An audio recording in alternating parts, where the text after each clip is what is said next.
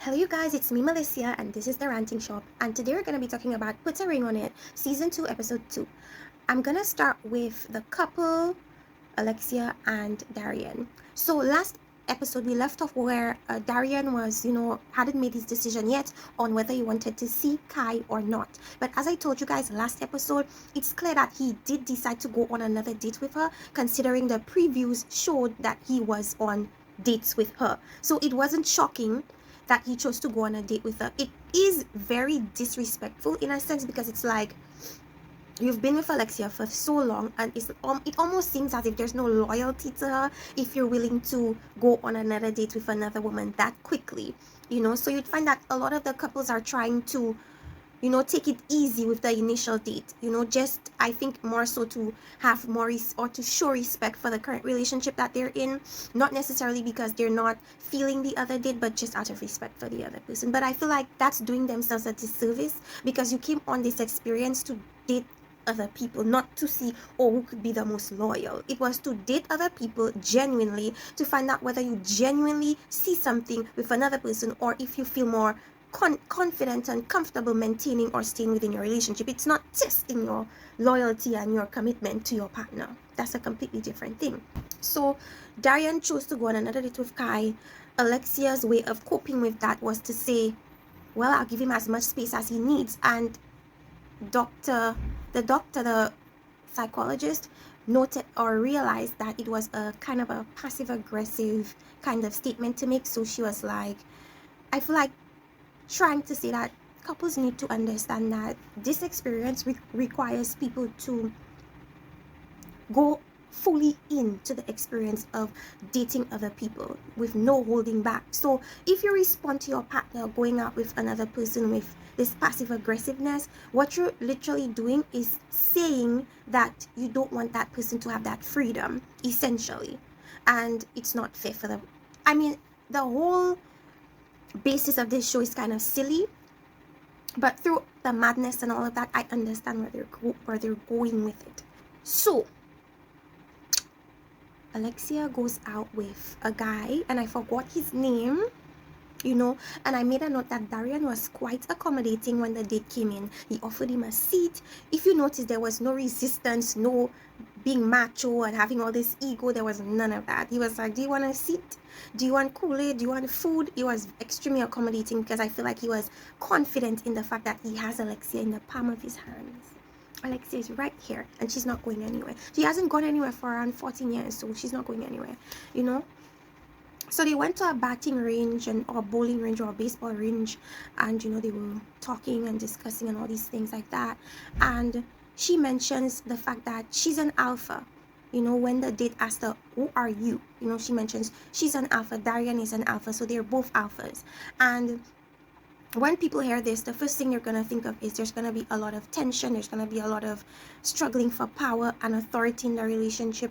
But I think where that dynamic goes sour is that you'd find that when there are two alphas in a relationship, if the objective of the relationship is not the same, or should I say, if the objectives and goals of the relationship are not aligned and they're not the same, then there's going to constantly be butting of heads, because nobody is able to meet at a comfortable and agreeable point, and when two people are stuck, this one is that way, that one is thinking that way, it makes it difficult for there to be any effective communication. So no wonder their issue is communication. Alexia already says that she's an alpha, and the way she defined herself being an alpha is that she does her own thing and she doesn't allow Darian to sway her or to make her do things that she doesn't like to do. If she doesn't want to do it, she's not doing it. If she wants to do her own thing, she does her own thing. That is clearly not working for their relationship at the moment, so they will have to look for other ways of effective communication. But I think they're moving in the direction of that. So Alexia mentioned the fact that she admired the fact that this fine man, this attractive man, listened to me. So that's clearly what's lacking in her current relationship. She doesn't feel like Darian listens to her, or maybe she doesn't feel like Darian hears what she says, and I feel like Darian probably feels the same way about her. And she thought it was very refreshing for that to happen. She says it hasn't happened. Effective communication hasn't happened for a long time, and that is a big red flag, considering you've been in a relationship as you say, for 14 years, but really just 4 years. But I don't know. It's kind of confusing and frustrating. She mentioned that they always had problems when the marriage situation came up, and that was extremely frustrating for both of them, because as we know, he is not really that into marriage. He feels like things go downhill after people get rings. She wants it because she feels like she's been in a relationship for so long, and I suppose she feels stuck. I mean, where are we going from here? Are we common law like spouses, or are we gonna really just do the thing, you know? So there's that. What I did make a note of is the fact that all the couples in general mentions things about the dates that they want in their relationship but lack. So for Alexia, it was he listens to her. Okay, and we're gonna hear about the others when I come to them. So let's move on to the other couple, and that is Jessica and Eric. Now, what I noticed about Jessica and Eric is that they like to play very close to the boundaries of their relationship. They like to live dangerously with each other and test the boundaries daily, continuously. They find fun in doing that to each other. They really do. Last episode, we saw how it worked with Jessica. This episode, we're seeing how it works with Eric. They're literally the same person. They do the exact same things. And they have very similar issues at the end of the day. So let's go into it. So Eric mentioned that Jessica is very flirtatious. And of course, she's gonna do that to push him, to make him feel uncomfortable, to make him feel how she feels. You know, she feels uncomfortable on a daily basis with Eric's moves. She's highly insecure. She's always in her head thinking Eric is cheating on her. So that is most likely her defense mechanism, because she's saying, if you're making me feel that way, I'm gonna make you feel that way too. So there's kind of a tit for tat situation with the relationship. You know, as I said before, this couple is exactly the same. They put on this tough facade like nothing the other one does affects them, but when it really comes down to it, it really and truly does, to the extreme.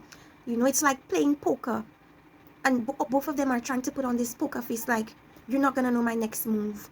But really and truly, it's just like a very brittle facade for their insecurities. And I said they also love to watch each other sweat and squirm. As I said before, they find pleasure in that. It is a thrill for both of them, you know. And the ironic thing about Eric is he says that Jessica cheating on him is a deal breaker, or I should say cheating in general for him is a deal breaker. And how ironic is that, considering, based on what Jessica said, the first year of their relationship was riddled with infidelities. He was cheating on her left and right. However, for him, if the tables were turned and Jessica ever even tried or attempted, he would leave her. And that is typically how the male and female dynamic works in relationships. You'd find that men tend to be less tolerable of things like infidelity than women are. You know, and it all stems back to society and how much they make or they tell women to tolerate from men. And you never hear them telling men to tolerate certain things from women. So essentially, it all stems from socialization. Men have certain luxuries, certain things that society does not, you know, expect or even encourage for them to do. However, women have certain things that are encouraged for them to do, you know. And it's unfair, but it's the built-in double standard that we've been living with for all our lives. So they go on their dates, and we find out, to no shock to us, that Jessica does not trust Eric. And she keeps saying that she wants marriage, Really, all she wants is, she wants assurance.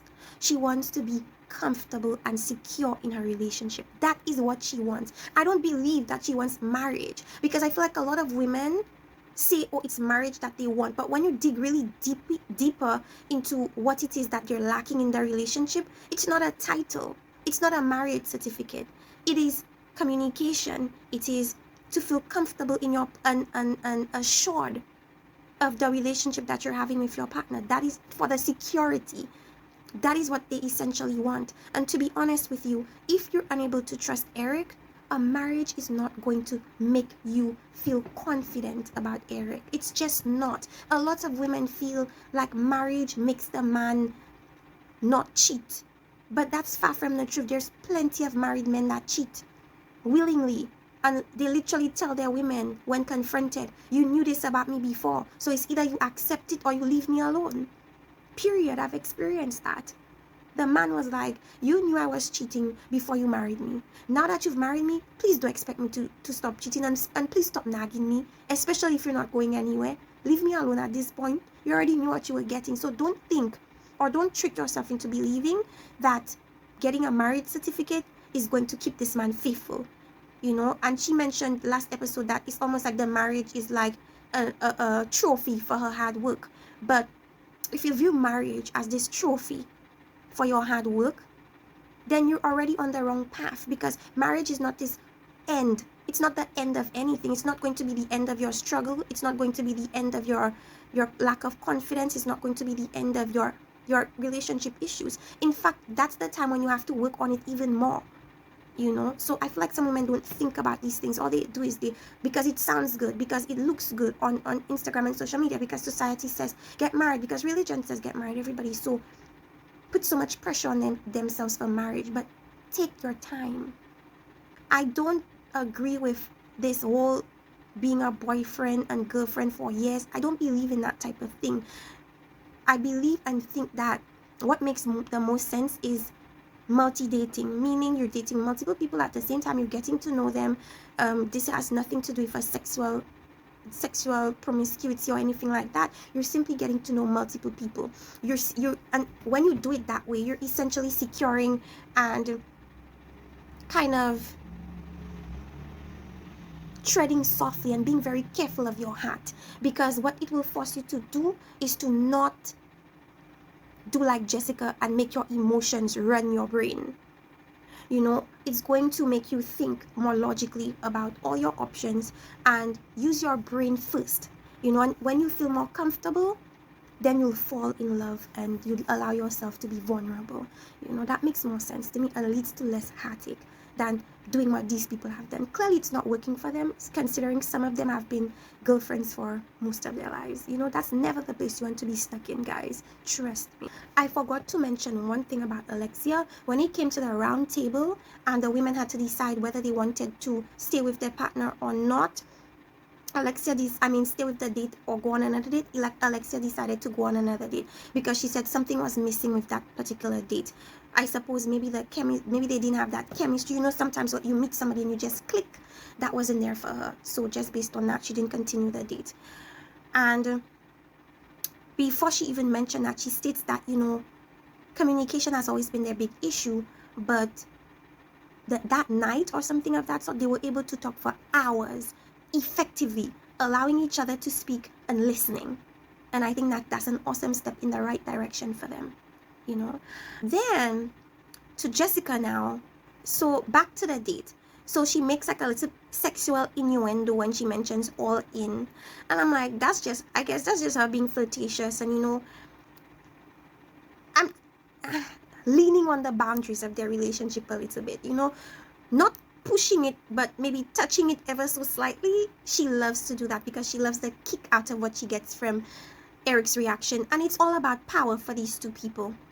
Power. Whoever plays on the other's insecurities the best, or whoever gets the best reaction from playing with the other one's insecurities, win. So they're constantly playing this game, which is actually quite dangerous, to be honest, but it's riddled with insecurities. It's riddled with trauma. It's riddled with unhealed wounds. It seems fun on the outside, but it's not a good look. Now, let's go into our final couple, you guys. And I forgot to say, Jessica said that she did not want to go on another date with the guy. When they even came to the meeting ceremony with the doctor, they said something to me that spoke volumes. They're trying to build a relationship with no trust. So essentially, they're building a relationship, or trying to, like Jessica said, with no foundation. How does that work? How are you building a relationship that you want to lead to marriage with no trust? Tell me where that relationship is going to go. Nowhere. Absolutely nowhere. It's going to constantly be a battle. It's going to constantly be a situation where they're fighting through their insecurities with each other, and not in a positive way. Shon and Loronda. Of course, it's Loronda's turn to go on a date. But before that, they meet with the therapist. and they talk about finances. And that is a situation that is very touchy for Ron, because his whole identity is centered around being a provider and being financially there for his partner. That need is strong in him and affects him so greatly because he grew up in a situation where his mom was not taken care of financially by his father. He wasn't there for her when she needed that. He saw that and does not, with all his heart, he does not want to be his dad. With all his heart, he doesn't want to make the same mistakes and do the same things that his father has done. So when Loronda speaks to him about finances, he gets a bit defensive about it because he knows that he's not where he wants to be financially. He's not in a place where he could support Loronda, I suppose, if something happens, just because of the nature of his job in show business. The way he works is he might get a gig today and not get another thing in a year. And a lot of people are saying perhaps he should get a stable relationship to account for the lack of income at that moment. At the end of the day, we don't know if he has another job or is getting another income. We could only assume. But either way, what he's making is not enough for him to feel confident and secure in the relationship he has with Loronda. He says he feels inferior because he knows he doesn't make as much as he wants to, and he doesn't make as much as she does. And the thing with Loronda is she says she doesn't really care about if he's making 50,000 or 500,000. She just wants him to be there and show up to provide the support, to be there emotionally, to be there in other aspects of the relationship. But she says that, but at the end of the day, I think that is something that is hardwired in Shon, to be that provider. And even if she says that, he's not going to, I'm not saying he doesn't believe her, but he's not going to internalize it and all of a sudden just let it go. So as I said, finances are his identity. That is who he is. That is what his father wasn't, and that is what he wants to be. Okay, the last thing that Shon wants to do is replicate the behavior he saw from his father.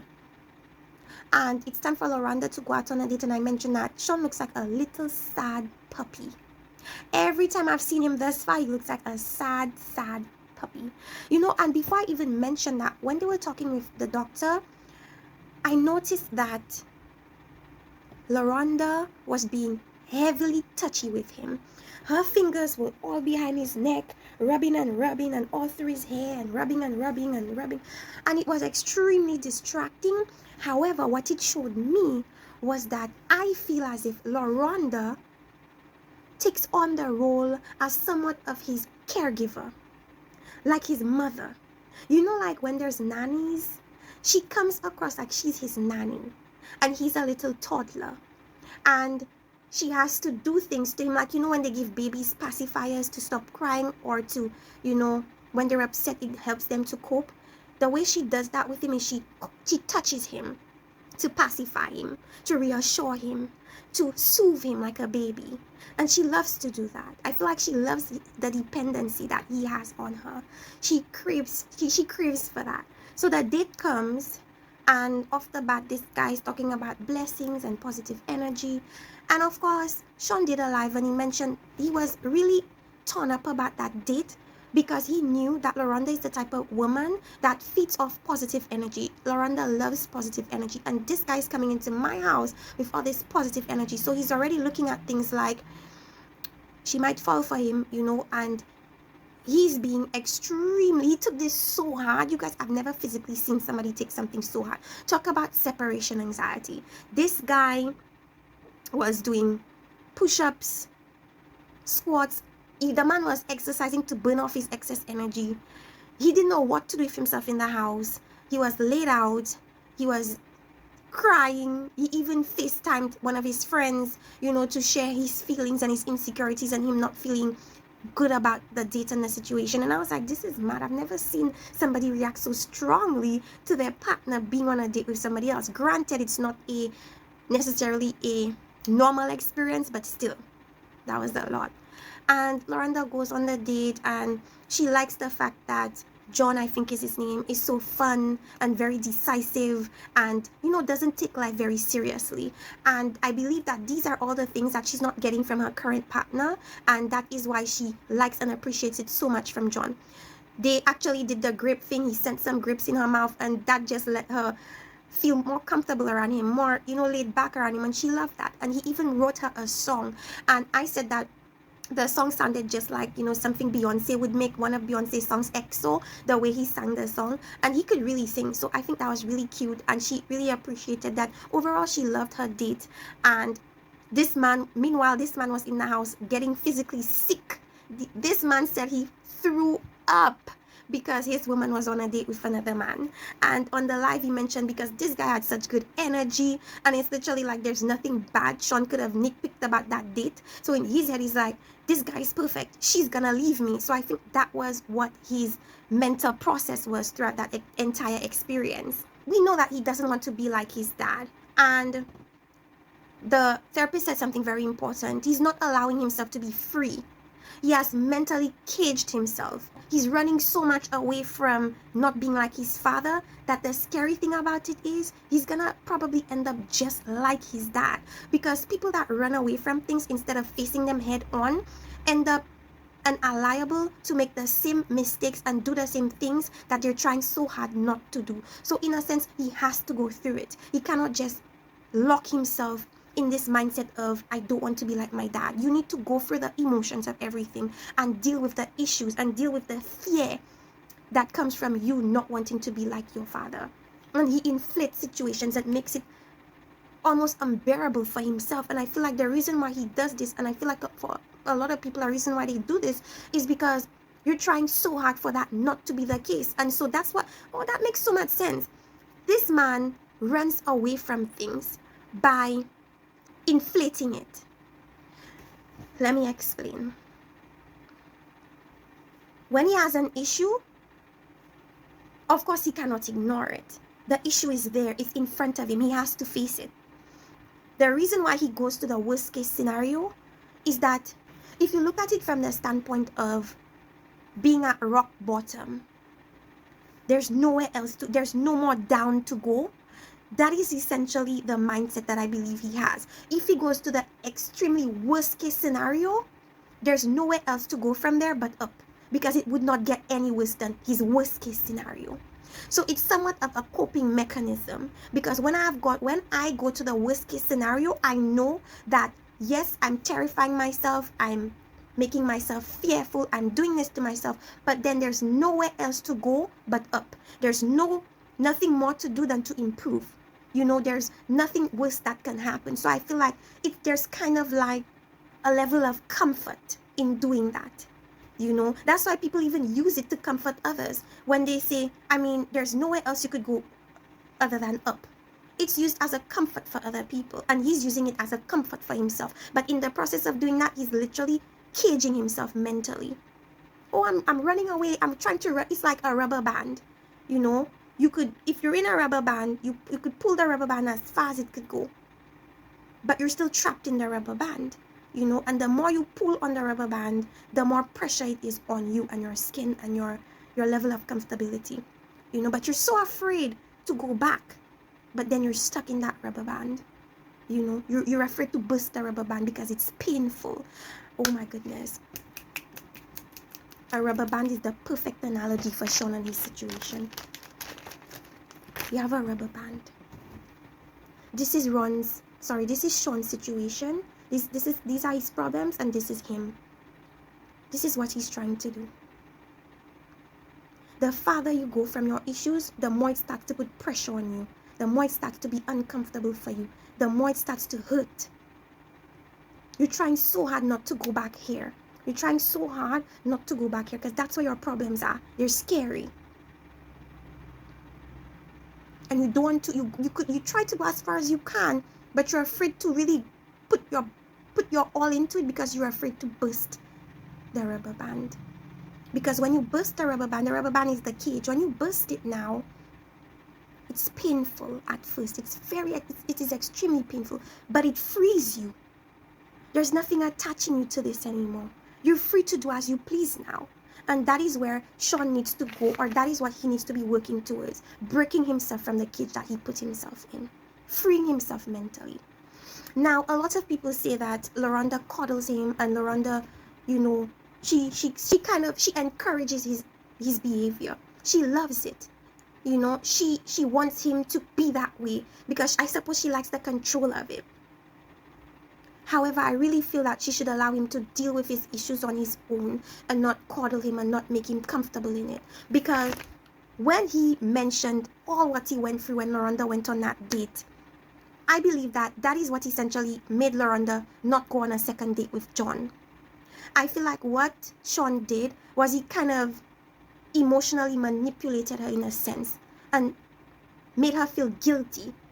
It may not have been a direct thing where he said, don't go out, but through his actions, she being empathetic towards him and his actions, she was like, if this is affecting him so much, then I don't want to hurt him further. So essentially, she sabotaged her potential relationship with this other guy to coddle Shon's feelings, to coddle him through his emotional tantrum. And that is kind of dangerous because the same way Laronda was questioning, oh, well, Shon, if your date was so perfect, why not go on a second date with him? I feel like she's quickly able to answer her own question in this episode because she did the same thing. Her date was awesome. She never mentioned not one bad thing about that date. So why not go on a second date with him? I feel like perhaps they're both emotionally manipulating each other to stay together. But I feel like he's doing it more so, and I saw that especially in this episode. This girl felt guilty. She felt guilt-tripped, and that is what caused her to not seek more from that other relationship. And it's like, that's just one date. Other dates are coming. So are you gonna continue sabotaging potential connections that you're having because you're trying to coddle your partner's feelings? If that's where it's gonna end up, if that's what it's gonna end up being, then as the doctor says, there's gonna be some major issues. Because essentially, nobody's doing it wholeheartedly. Nobody has jumped in wholeheartedly because everybody's so concerned about their partner's feelings. So if you don't take the experience for what it is and go deeply into it, you're just going to end up with the same result that you've always had prior to the experience. And then the experience in itself becomes useless. So Shon and Loronda's relationship definitely seemed emotionally dependent, emotionally kind of manipulative. Alright, you guys, so that was the end of my review of Put a Ring on It. Let me know if you agree with what I had to say. Let me know if you disagree. Which couple is your favorite, you guys? Which couple is your favorite? Be sure to like and subscribe if you like what I have to say. If you like these reality shows, give us sister some love. And see you next time on The Ranting Shop. Bye-bye.